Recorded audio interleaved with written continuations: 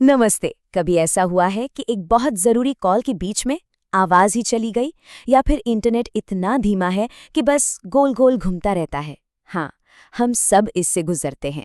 लेकिन अगर आप इन सब से थक चुके हैं तो अच्छी खबर ये है कि आपको चुपचाप सहने की जरूरत नहीं है।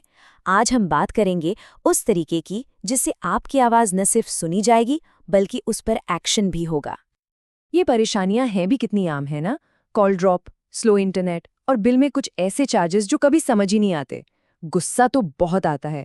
पर कमाल की बात यह है कि इन सब चीजों से निपटने के लिए एक प्रॉपर ऑफिशियल सिस्टम बना हुआ है, और आज हम उसी सिस्टम को समझने वाले हैं।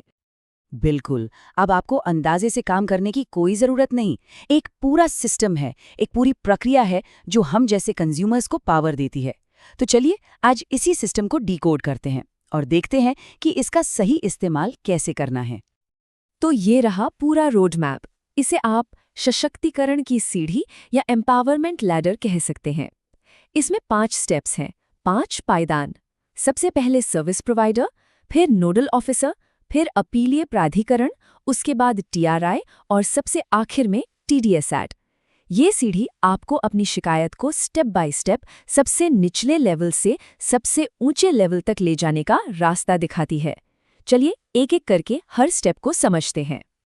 तो सीढ़ी का पहला पायदान, जाहिर है शुरुआत वहीं से होगी जहां से प्रॉब्लम शुरू हुई है, आपका सर्विस प्रोवाइडर। अब आप सोचेंगे सीधा बड़े अधिकारी के पास क्यों नहीं जा सकते? नियम ये कहता है कि आपको पहले कंपनी को अपनी गलती सुधारने का एक मौका देना ही होगा। ये पहला और सबसे जरूरी स्टेप है। और उनसे कांटेक्ट करना काफ़ी आसान है। आप उनके toll free customer care number जैसे कि 198 पर कॉल कर सकते हैं, या फिर एक डिटेल्ड ईमेल भेज सकते हैं। ज़्यादातर कंपनियों का अपना ऑनलाइन कंप्लेंट पोर्टल या फिर मोबाइल ऐप भी होता है। आप किसी भी तरीके का इस्तेमाल करें, पॉइंट यह है कि आपकी शिकायत ऑफिशियल तरीके से दर्ज होनी चाहिए, एक रिकॉर्ड बनना चाहिए। और अब आता है इस पूरी प्रोसेस का सबसे सबसे जरूरी हिस्सा, गोल्डन रूल। समझ लीजिए, आप चाहे कॉल करें, ईमेल करें या पोर्टल पर जाएं, हमेशा हमेशा एक डॉकेट या रेफरेंस नंबर जरूर लें। ये नंबर ही आपकी शिकायत का सबूत है। इसके बिना समझ लीजिए आपकी शिकायत हुई ही नहीं। आगे की पूरी लड़ाई इसी एक नंबर के दम पर लड़ी जाएगी। अच्छा, तो कंपनी ऐसा नहीं कर सकती कि आपकी शिकायत ले और उस पर बैठ जाए। नहीं, नियम है। अगर नेटवर्क या इंटरनेट से जुड़ी कोई दिक्कत है तो उन्हें 3 दिन के अंदर उसे ठीक करना होगा, और बाकी किसी भी तरह की शिकायत के लिए उनके पास 7 दिन का वक्त होता है। तो ये टाइमलाइन इन्हें याद रखना जरूरी है। तो मान लीजिए आपने शिकायत की, लेकिन 7 दिन बीत गए, या तो कोई जवाब नहीं आया, या जो जवाब आया उससे आप खुश नहीं हैं। तो अब क्या यहीं सब खत्म हो जाता है? बिल्कुल नहीं। यहीं से आप अपनी सशक्तिकरण की सीढ़ी पर अगला कदम रखते हैं। अब हम मामले को कंपनी के अंदर ही एक लेवल ऊपर लेकर जाएंगे। सीढ़ी का दूसरा पायदान है नोडल ऑफिसर। अब ये कौन है? ये कंपनी का ही एक सीनियर अधिकारी होता है। इनका काम ही यही है कि उन शिकायतों को देखें जो कस्टमर केयर लेवल पे सॉल्व नहीं हो पाई। मतलब ये कस्टमर केयर से एक लेवल ऊपर की अथॉरिटी हैं। तो जब आप नोडल ऑफिसर के पास जाएं तो 2 बातें ध्यान में रखनी हैं। एक, आप तभी जाएं जब पहली शिकायत का टाइम निकल चुका हो या आप सॉल्यूशन से नाखुश हों। और दूसरी और सबसे जरूरी बात, अपना पुराना वाला डॉकेट नंबर जरूर बताएं, क्योंकि आप कोई नई शिकायत नहीं कर रहे, आप अपनी पुरानी शिकायत को एस्केलेट कर रहे हैं, मतलब आगे बढ़ा रहे हैं, और वो नंबर ही इसका सबूत है। ठीक है, मान लेते हैं कि नोडल ऑफिसर ने भी आपकी प्रॉब्लम सॉल्व नहीं की। अब हम पहुंचते हैं कंपनी के अंदर शिकायत करने के आखिरी पड़ाव पर। सीढ़ी का तीसरा पायदान, अपीलीय प्राधिकरण या एपेलेट अथॉरिटी। ये कंपनी के अंदर की सबसे ऊंची अथॉरिटी है जहां आप अपनी शिकायत ले जा सकते हैं। इसके बाद मामला कंपनी के हाथों से बाहर चला जाता है। यहाँ एक बात का खास ध्यान रखना है, टाइमिंग का। जैसे ही नोडल ऑफिसर का जवाब आता है या उनकी डेडलाइन खत्म होती है, आपके पास अपील करने के लिए सिर्फ 30 दिन होते हैं। अगर ये 30 दिन निकल गए तो फिर आप अपील नहीं कर पाएंगे। तो ये डेडलाइन बहुत क्रिटिकल है। और हाँ, यहाँ भी आपको एक नया यूनिक अपील नंबर मिलेगा, उसे संभाल कर रखना है। और अपीलीय प्राधिकरण के पास आपकी अपील पर फैसला सुनाने के लिए ज्यादा से ज्यादा 39 दिन का समय होता है।